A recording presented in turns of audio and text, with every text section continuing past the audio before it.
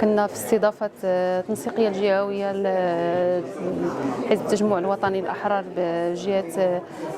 أكادير، جهة سوسماسة، وبدعوة من منظمة المحامين التجمعيين لمناقشة تعديلات مدونة الأسرة، واللي كان فيها تنوع في الحضور، يعني من خلال الحضور ديال مختص في علم الاجتماع ومحامية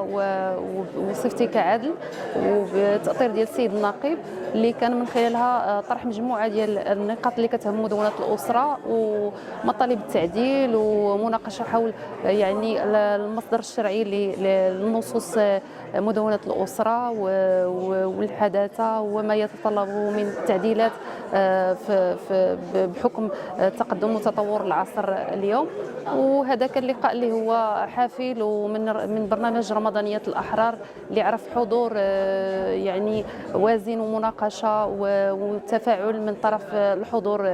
مع المحاضرين.